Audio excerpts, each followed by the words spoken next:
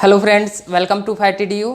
हम mole concept पढ़ रहे हैं और मोल कॉन्सेप्ट के आंकिक प्रश्न सोल्व कर रहे हैं। ओके, और हमने मोल कॉन्सेप्ट बहुत सारे क्वेश्चन सोल्व कर चुके हैं और मोल से रिलेटेड जो 5 फॉर्मूले हैं उनमें से जो 3 फॉर्मूले हैं वही फॉर्मूले बहुत ही काम में आते हैं और उन्हीं फॉर्मूले की सहायता से हम न्यूमेरिकल सोल्व कर रहे हैं और आज भी हम उन्हीं फॉर्मूले की सहायता से न्यूमेरिकल सोल्व करेंगे।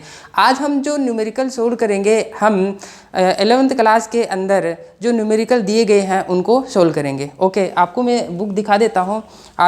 आप सभी के पास ये वाली बुक होगी, इस बुक को ले आए और इस बुक के अंदर हमारे पास है इसका पेज नंबर हमारे पास 17 और 17 के अंदर हमारे पास 17 और 18 और 19 पे 3 पेजों पे यहाँ पे न्यूमेरिकल दिए गए। उन क्वेश्चनों को हम यहाँ पे आज सोल्व करेंगे। देखिए, हमारे पास जो बुक का है, इस बुक का जो पहला क्वेश्चन है मोल से संबंधित, वो तीसरा क्वेश्चन है। हम उस क्वेश्चन को हम सोल्व करते हैं। देखिए, तीसरा क्वेश्चन हमारे पास है कि मानक ताप एवं दाब पर 2 ग्राम मीथेन का आयतन होगा।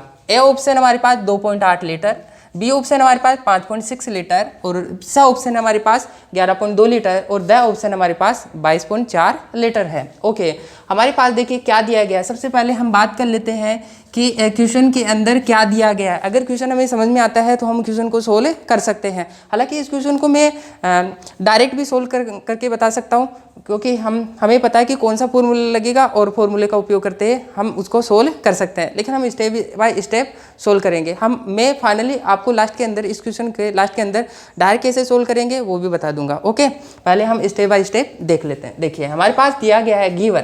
सबसे पहला स्टेप हमारे पास क्या होता है? गिवन। यहाँ पे हमारे पास है मानक ताप एवं दाब। मतलब क्या गिवन है हमें? एसटीपी पर हमें क्या दिया गया है? 2 ग्राम मीथेन दिया गया। देखिए, ग्राम के साथ मीथेन है, ना कि परमाणु अणु आयन, इसलिए ये क्या होगा? ये हमारे पास द्रव्यमान होगा। क्या होगा? द्रव्यमान। यदि ग्राम के साथ परमाणु अणु आयन होता तो वो मोल होता, लेकिन यहाँ ग्राम के साथ मीथेन है, इसका मतलब ये क्या है? द्रव्यमान होगा। बात क्लियर हो गई होगी। और यहाँ पे कितना दिया गया है? 2 ग्राम दिया गया है। आगे देखो, क्या आयतन होगा। मतलब हमें क्या कैलकुलेट करवा रहा है? यहाँ पे V कैलकुलेट करवा रहा है, आयतन कैलकुलेट करवा रहा है। ओके, और यहाँ पे हमारे पास द्रव्यमान कितना दे रखा है? 2 ग्राम दे रखा है। ओके, तो हम क्या कहेंगे कि हमें क्या दे रखा है? द्रव्यमान दिया गया है और वो कितना दिया गया है? 2 ग्राम दिया गया है। किसका दिया गया है? 2 ग्राम मीथेन का दिया गया है। तो यहाँ पे क्या लिख सकते हैं? मीथेन, और मीथेन का मॉलिक्यूलर फॉर्मूला होता है CH4 होता है। ओके, दूसरा हमें पदार्थ दिया गया है। यहाँ पे हमें क्या दिया गया है? पदार्थ दिया गया है और वो पदार्थ हमारे पास क्या है? CH4 है। मतलब है मीथेन दिया गया है। क्या दिया गया है? मीथेन। क्या हम मीथेन का मॉलिक्यूलर मास कैलकुलेट कर सकते हैं? यस। देखिए, मीथेन का मॉलिक्यूलर मास की बात करें तो हमारे पास यहाँ पे दो प्रकार के परमाणु, एक तो कार्बन परमाणु और दूसरा हाइड्रोजन परमाणु है। मॉलिक्यूलर मास कैलकुलेट करने के लिए मैंने एक वीडियो बना रखा है। वीडियो नंबर है वॉल्यूम 02। आप वहाँ जा करके देख सकते हैं। ओके, FATEDU वॉल्यूम 02 डाल करके उसको देख सकते हैं। वहाँ पे डिटेल से मॉलिक्यूलर मास कैसे कैलकुलेट करते हैं वहाँ पे देख सकते हैं। चलो इसको देखते हैं कि हम CH4 का मॉलिक्यूलर मास कैसे कैलकुलेट करते हैं। यहाँ पे एक तो कार्बन परमाणु है, दूसरा हाइड्रोजन परमाणु। कार्बन के लिए 6 और 12 और हाइड्रोजन के लिए 1। अब देखिए, कार्बन के लिए एटॉमिक मास होता है 12 और हाइड्रोजन के लिए एटॉमिक मास 1। कार्बन की संख्या यहाँ पे कितनी है? 1 × कार्बन का एटॉमिक मास कितना? 12 प्लस यहाँ पे हाइड्रोजन की संख्या कितनी है? 4 × और हाइड्रोजन का एटॉमिक मास कितना है? 1। ओके, जब इसको सोल्व करेंगे तो 12 प्लस 4 और सोल्व करेंगे कितना आएगा? 16 ग्राम। फाइनली हमारे पास मीथेन का मॉलिक्यूलर मास कितना आया? 16 ग्राम आया। ओके, नेक्स्ट हम गिवन डाटा लिख दिए। अब हम दूसरा क्या ज्ञात करना है? सेकंड हमारे पास स्टेप होता है ज्ञात करना है। क्या ज्ञात करना है? हमें आयतन ज्ञात करवा रहा है, मतलब V कैलकुलेट करवा रहा है। तीसरा फॉर्मूला कौन सा लगेगा? फॉर्मूले की बात आती है। देखिए, मोल से रिलेटेड कितने फॉर्मूले होते हैं? 3 फॉर्मूले होते हैं। चलो बताओ, पहला फॉर्मूला क्या होता है? कि मोल बराबर W/m। ओके, दूसरा फॉर्मूला क्या होता है? कि नंबर ऑफ पार्टिकल के अंदर अवोगाद्रो संख्या का भाग दे देते हैं तो भी क्या मिलेगा? मोल मिलेगा। तीसरा फॉर्मूला क्या होता है? कि आयतन लीटर में दिया गया हो, उसमें 22.4 का भाग देंगे तो भी क्या मिलेगा, मोल मिलेगा। अब देखिए यहाँ पे हमारे पास गिवन है, W गिवन है, और W कितना है, 2 ग्राम। तो W कौन से फॉर्मूले में है, W हमारे पास पहले फॉर्मूले के अंदर। इसका मतलब है एक तो पहला फॉर्मूला लगेगा, ओके। दूसरा देखो, दूसरा हमारे पास है m हमने कैलकुलेट किया, वो भी किसके अंदर है, पहले फॉर्मूले के अंदर ही है। नेक्स्ट है ज्ञात करना, ज्ञात करने में v कैलकुलेट करवा रहा है, और v कौन से फॉर्मूले में, तीसरे फॉर्मूले में। इसका मतलब है कौन सा फॉर्मूला लगेगा, तीसरा फॉर्मूला भी लगेगा। देखिए अब यहाँ हम क्या करेंगे कि पहले फॉर्मूले की सहायता से और तीसरे फॉर्मूले की सहायता से आंसर निकाल सकते हैं। कैसे, जैसे मान लो कि हमारे पास W दिया गया है, उस W की वैल्यू यहाँ रखेंगे, और m की वैल्यू हमने कैलकुलेट कर रखा है। जब वैल्यू रखेंगे W की और m की तो हमें मोल मिलेगा, उस मोल को यहाँ रखेंगे और 22.4 से वज्र गुणा करके हम क्या निकाल लेंगे, आयतन निकाल लेंगे, और वो भी किस में निकाल लेंगे, लीटर के अंदर निकाल लेंगे। ओके, एक तरीका तो ये है। दूसरा तरीका ये है कि हमने जो मोल निकाला है उसको हम यहाँ रखेंगे, तो मोल और मोल क्या हो जाएगा, बराबर हो जाएगा। जब मोल और मोल बराबर हो जाएगा तो ये वाली टर्म और ये वाली टर्म भी क्या हो जाएगी, बराबर हो जाएगी, इक्वल हो जाएगी। तो हम क्या कर सकते हैं कि इस टर्म और इस टर्म को बराबर लिख सकते हैं, तो हमारा फाइनली फॉर्मूला बन जाएगा। तो हमारा फॉर्मूला क्या बनेगा, आयतन लीटर के अंदर अपॉन 22.4 इक्वल टू क्या है हमारे पास, नेक्स्ट W अपॉन m। हम यहाँ से क्या निकालना है, यहाँ से हमें निकालना है आयतन निकालना है, तो क्या बोलेंगे, आयतन लीटर के अंदर W अपॉन m इंटू कितना, मल्टीप्लाई में जाएगा 22.4। ये फॉर्मूला बन चुका है, ये हमारे पास क्या है, फॉर्मूला बन चुका है। अब इस फॉर्मूले में वैल्यू रखनी है और आंसर निकाल लेना है। देखिए आयतन लीटर में निकालना है हमें, किस में निकालना है, लीटर के अंदर। W कितना है, W हमें दिया गया है 2 ग्राम। आगे देखिए m हमने कैलकुलेट किया है कितना, 16 इंटू, और हमारे पास है 22.4, कितना, 22.4। अब इसे हमें सोल्व करना है। देखिए इसको सोल्व कर लेते हैं, 2/, एक काम करते हैं इसको ऐसे काट देते हैं, 2 एकम 2, और यहाँ पे कितना आ जाएगा, 8 आ जाएगा। तो हमारे पास कितना बनेगा, 1/8 इंटू, और इसमें हम एक काम करते हैं कि पॉइंट को हटा देते हैं, तो क्या बनेगा, यहाँ पे 10 आ जाएगा। ओके, अब इसको सोल्व कर लेते हैं, यहाँ से कटेगा तो कितना आएगा, 4, और यहाँ पे 112। उसको सोल्व करते हैं, देखिए कितना मिलेगा अपने को, यहाँ से 2 कट गया, और यहाँ पे कितना कटेगा, यहाँ पे 56 आ जाएगा। अब देखिए इस हमारे पास कितना आया, उसके अंदर 1, और यहाँ पे कितना आ जाएगा, कटेगा तो 28 आएगा। ओके, अब देखिए हमारे पास क्या आया, आयतन लीटर के अंदर कितना दिया है, कितना बचा हमारे पास, फाइनली यहाँ पे बचा है 28, और उसमें कितने का भाग जा रहा है, 10 का भाग जा रहा है। अब फाइनली अगर इसके अंदर 10 का भाग देंगे तो हमारे पास कितना आएगा, 2.8 लीटर आ जाएगा हमारे पास, कितना आ जाएगा, 2.8 लीटर।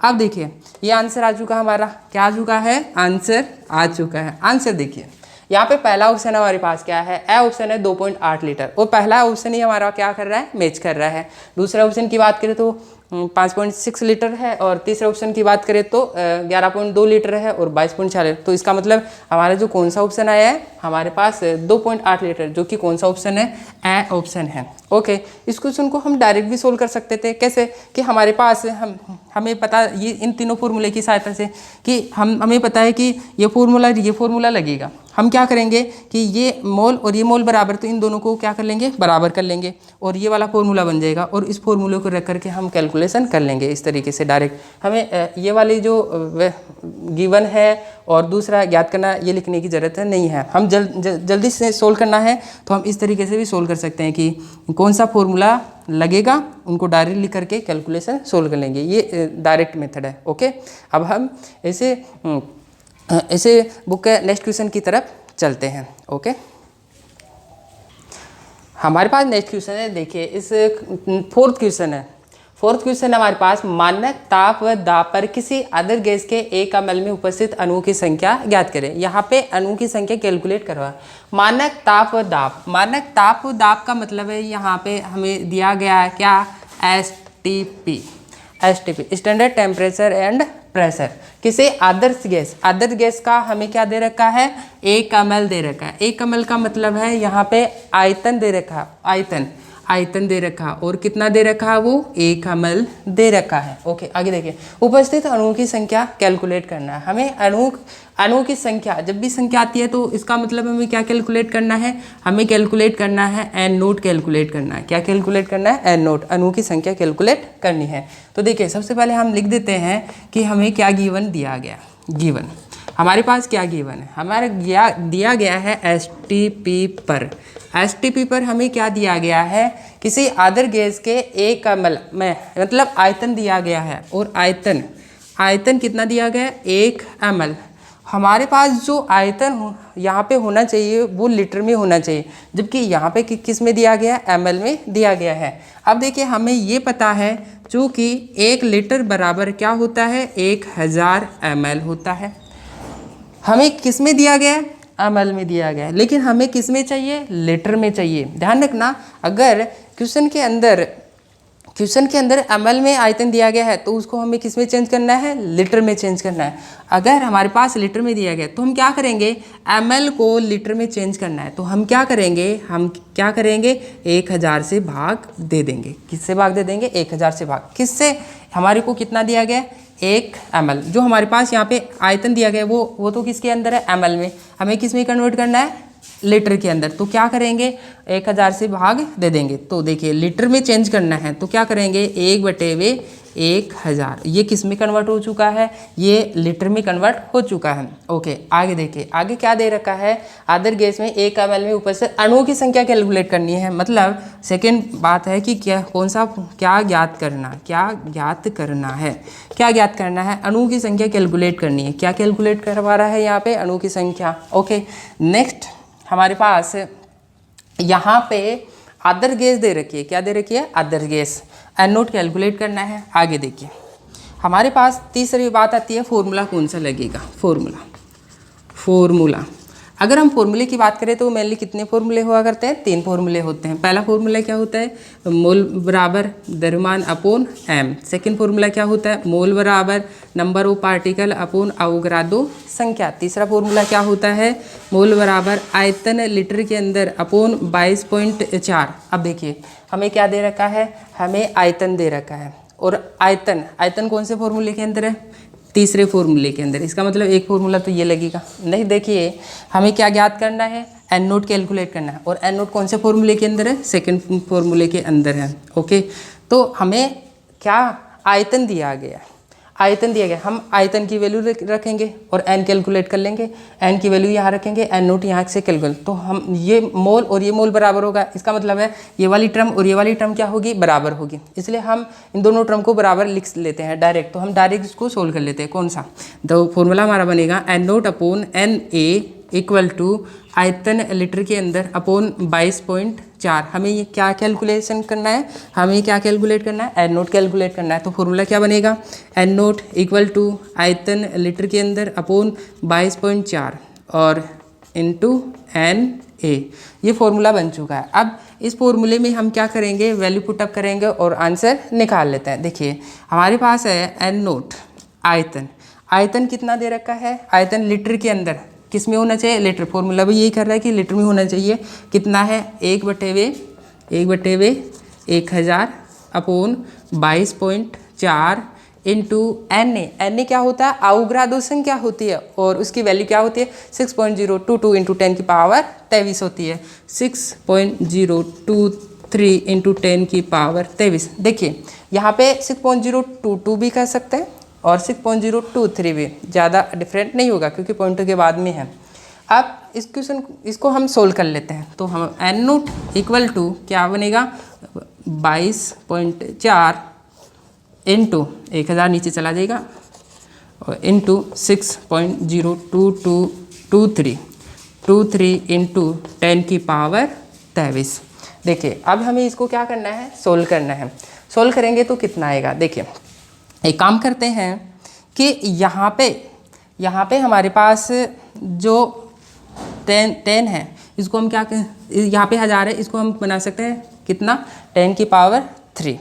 जब 10 की पावर 3 ऊपर जाएगी तो कितना बचेगा, यहाँ पे जब ऊपर चली जाएगी तो कितना बचेगा 20 बचेगा। 23 में से 3 घट जाएगी ना, इसलिए।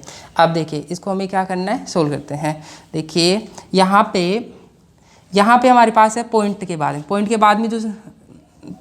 में जो संख्या है उसको हम नेगलेक्ट कर लेते हैं, नेगलेक्ट कर दिए।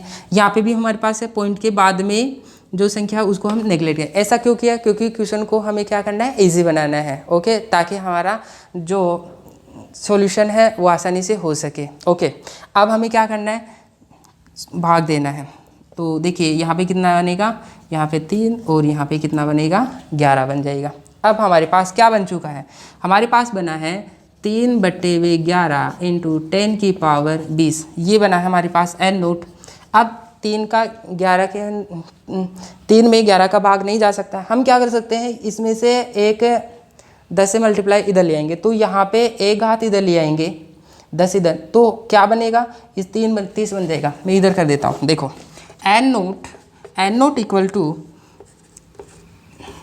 3 इंटू 10 अपॉन 11 इंटू 10 की पावर 19। देखिए यहाँ से क्या किया हमने, एक घात इधर ले आए, तो 10 से मल्टीप्लाई कर दिए, और यहाँ पे कितना बच गया होगा, 10 की पावर 20 में से एक कम हो गया, तो कितना बचा, 19 बच गया। अब हमारे पास क्या बना है, हमारे पास बना है 30/11 इंटू 10 की पावर 19। अब 30 के अंदर भाग देना है हमें, भाग देंगे तो कितना, 11 2 22, बचा कितना 8 पॉइंट, और यहाँ पे 0, 11 7 77। तो देखिए हमारे पास कितना आ रहा है, 2.7 आ रहा है लगभग। तो हम लिख देते हैं एन नोट बराबर 2.7 इंटू 10 की पावर 19।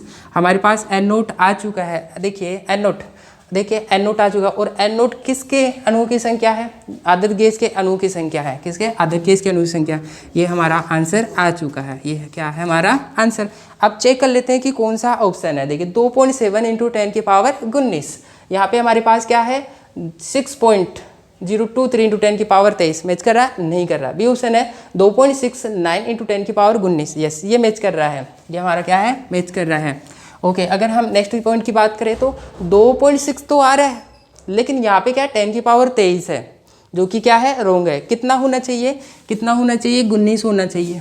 ओके, तो यहाँ पे हमारे पास क्या है, 23 है। अगर हम नेक्स्ट की बात करें तो कितना आ रहा है, 4 पॉइंट कुछ आ रहा है, तो ये भी गलत हो गया। तो सही आंसर हमारे पास क्या है, सही आंसर हमारे पास बी ऑप्शन है। ओके, आप इसका स्क्रीनशॉट लेकर के नोट कर लेंगे। अब हम नेक्स्ट क्वेश्चन की तरफ चलते हैं।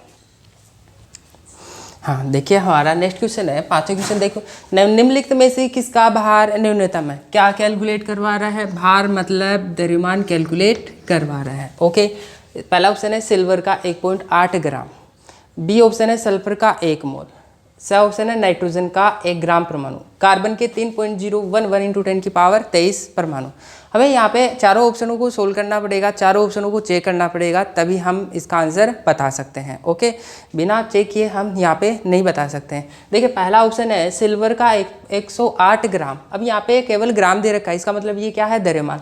तो हम पहले ऑप्शन की तो हम बात कर लेते हैं कि पहले ऑप्शन में तो हमारे पास क्या है, जो भार दे रखा है, द्रव्यमान दे रखा है, वो कितना है, 108 ग्राम है। ओके, ये हमारे पास पहले ऑप्शन के लिए हो गया। अगर हम सेकंड ऑप्शन की बात करें, सल्फर का 1 मोल, अब यहाँ पे मोल दे रखा है, यहाँ पे द्रव्यमान नहीं दे रखा, भार नहीं दे रखा है, हमें यहाँ पे भार कैलकुलेट करना पड़ेगा। ओके, तो ये तो हमारे पास क्या है, ये हमारे पास ए ऑप्शन के लिए हो गया। हम नेक्स्ट है बी ऑप्शन के लिए सोल्व करें। बी ऑप्शन हमारे पास क्या है, बी ऑप्शन है सल्फर का 1 मोल दिया गया है। क्या दिया गया, मोल दिए गए, मतलब हमें मोल दिया गया कितना, 1 मोल दे रखा है, और हमें क्या कैलकुलेट करना है, डब्लू कैलकुलेट करना है। ओके, मोल और द्रव्यमान में क्या संबंध होता है, हम जानते हैं, डब्लू अपॉन एम होता है।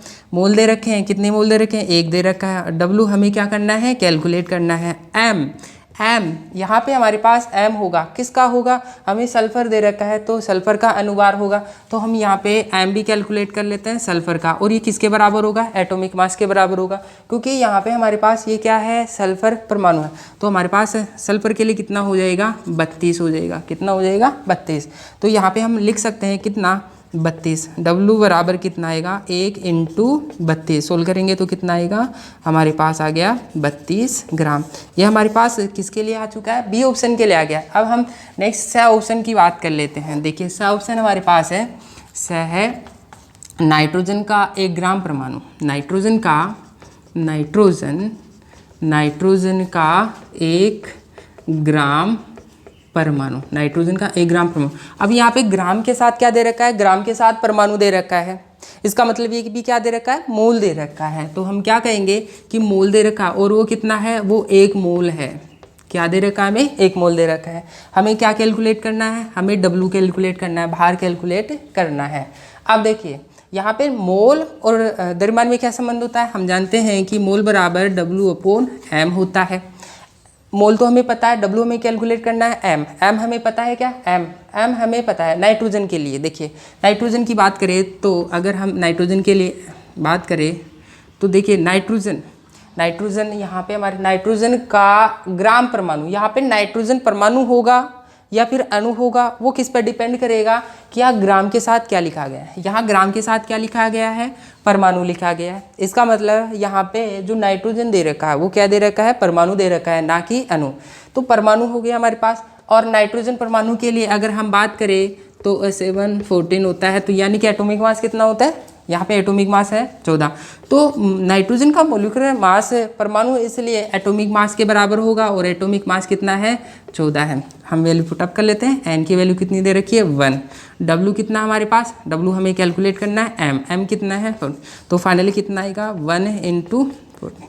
तो देखिए हमारे पास ये आ गया, डब्लू बराबर कितना है, 14 ग्राम। ये हमारे पास क्या है, स ऑप्शन का हो चुका है। अब हम बात कर लेते हैं क्या, किसके लिए, हमारे पास है द ऑप्शन के लिए। द ऑप्शन हमारे पास है कार्बन